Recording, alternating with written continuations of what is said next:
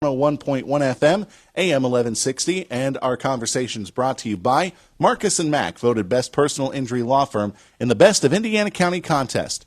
Marcus & Mack, a law firm representing injured people. And our broadcast right now also being seen on Facebook Live, so if you're watching us right now, you see Mike McDermott of Indiana County Technology Center, the ICTC, still busy, even though school's out for the year, but things are still going on up there. Mike, how are things? Doing real well, Josh. Thank you so much for having me this morning. Summertime is a little bit of a relaxing time because our sending school students aren't in the building. However, ICTC functions year-round with our adult education programs, so we're always a hub of activity. So adult education programs going on right now. What's been the What have you seen a lot of adults kind of gravitating towards? Well, we have an awful lot of interest in CDL driving. We have CDL classes monthly. Right now we're running 2 classes at a time, 2 groups at a time to try to meet that demand and that need. Wow. So that's a constant flow at the ICTC as one class ends, another class begins. Also, we're finishing up our welding program. From last year, we have a lot of our students are already placed in employment. That's so good. We have a small handful of students that need to complete their hours, but they also have employment lined up. So that's always the best result when the adults go through a training program. Now ICTC helps them get with that employment, right? We have a lot of connections with area businesses and industries for co-op opportunities. Basically, a co-op opportunity allows an individual to go into a business. They get paid for their time and their work within the business, but it's also sort of a trial period for both the industry and the individual. And when there's a partnership there and both like A, the working environment, and then B, the employee's ability, then the employment follows, full-time employment follows. Now, we were talking a little bit off air, and we know that there's going to be a resurge in the electrical occupations program up there. We know that it's been added back into the schedule, but has it already started? I mean, have we already started seeing maybe even some of the adults taking some of the electrical occupations classes, or is that going to start right at the fall? Our electrical occupations, you are correct, will begin in the fall. Okay. The adult education students are eligible to apply to be part of that class. In fact, I believe we have 2 individuals that have expressed interest in that program. We focus on our secondary students, obviously. We serve the sending schools of Indiana County. And right now we have 14 students enrolled from our sending schools that are interested in the electrical occupations program. So for the first year, and our announcement was back in April. Yeah. We are very pleased with that enrollment. That's great to hear that the enrollment for that has really, really been good. You kind of predicted it would be a strong thing because you saw it as a need that needs to be filled. Absolutely. There's so many demands in our area for skilled workforce. The electrical occupations is just one of many fields that are in high demand. And we're also implementing competencies in the program of study that not only will our students be skilled and educated in the construction field, the traditional electrical occupations area, but also in the manufacturing areas. There's a number of manufacturers that need skilled individuals that have electrical knowledge and electrical background. All right. So we talked about adult education going on right now. What are some of the other summer programs that are going on? Well, right now, in the summer, we don't have, as I said before, we don't have the secondary students. However, we prep the building and we prepare the building for the summer. Okay.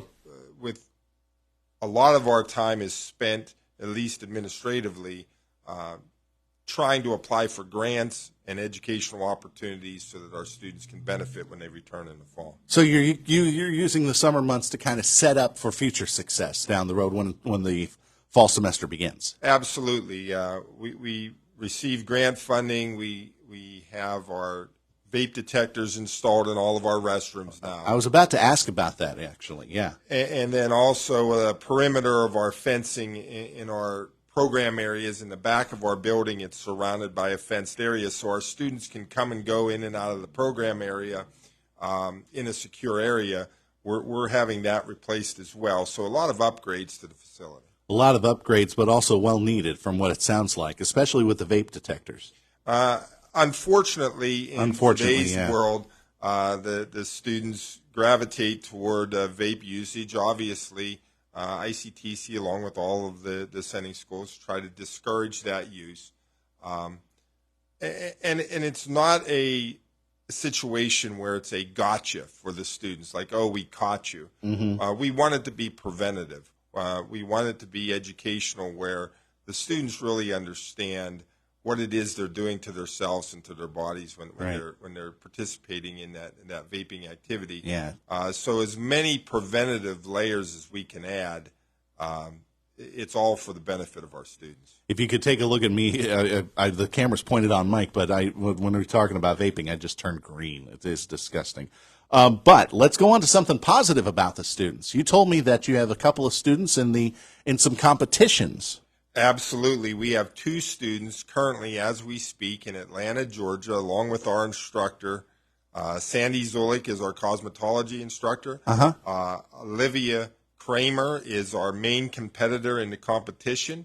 And we also have Emily Ray, who is the model in the competition. Okay. Olivia is competing in the SkillsUSA National competition in Atlanta, Georgia. Today and tomorrow, she's in a 2-day competition. Wow. Will be her opportunity to show her skills. And we're hoping to have a national champion out of this competition. Now, you said cosmetology. Oh, what specialty is she in? Olivia specializes in nail care, so her competition is specifically for nail care. For nail care, manicure design sort of thing like that? Absolutely. And does this competition, I think, would allow the students to be very creative? Oh, absolutely, and that's where Olivia thrives. She has a very creative mind and approach to nail care.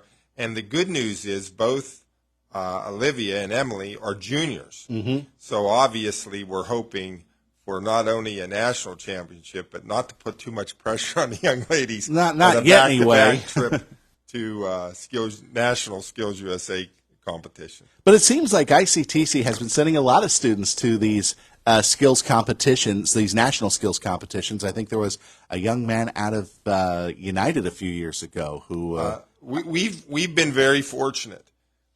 We've had opportunities where our students, working with their instructors, have become very skilled. Mm-hmm. So we participate at the regional level in Skills USA. We advance to the state competition, and then if you win the Pennsylvania state competition, you get to represent the state of Pennsylvania and your school in the national competition. So you're right, Josh. We've had in the past, prior to COVID, we've had in the past. This will be our 4th individual that goes to the Skills USA National Championship. So 4 students from ICTC have been part of the national finals of Skills USA. That is incredible. That's got to be something that I think everybody on the administration's got to be proud of. Absolutely, and we're very proud of our students. We're very proud of our instructors, and we're very thankful that Indiana County and our sending schools support the ICTC so that we're able to send those students to those competitions. So first day of classes for those sending students for the schools. What's first day of class for ICTC for that? Will be August 26th, I believe. It's that final week in August. We have in-service prior to that. Mm-hmm. But we have a little over a month and a half of prep time to go. We'll have orientation in the middle of August, 2 weeks prior to the start of school, to allow the new students to come to ICTC mm-hmm. and get oriented with our facility. We'll be sending out mailings to notify everyone of that occasion. But we also welcome individuals to visit the ICTC every day. We're there during the summer. Uh-huh. Our summer hours are from 7 to 3 or from 7:30 to 3:30, depending upon the time of availability. Right. We have adult education classes taking place and finishing up in the evening. So the building essentially is open during the summer. So we invite visitors or individuals, if you have questions or you'd like to come and check out the ICTC, just stop on by and we'll give you a quick tour. And if they want more information, they can call you at the office or visit online? Absolutely. We have a website, ictc.edu, with all of our contact information, and then there's loads of information on our Facebook page as well. All right. Mike, we're just about out of time, but thank you very much for stopping by this morning here on Indiana in the Morning, and I'm hoping that the next school year is another good one for ICTC. Please keep us posted. Absolutely. Always a pleasure. Thank you, Josh. Thank you again. Mike McDermott with ICTC joining us this morning here on Indiana in the Morning, presented by First Commonwealth Bank. Our interview is brought to you by Marcus & Mack, voted Best Personal Injury Law Firm in the Best of Indiana County contest. Marcus & Mack, a law firm representing injured people. Coming up in our next hour here on Indiana in the Morning, we will talk with some Fox News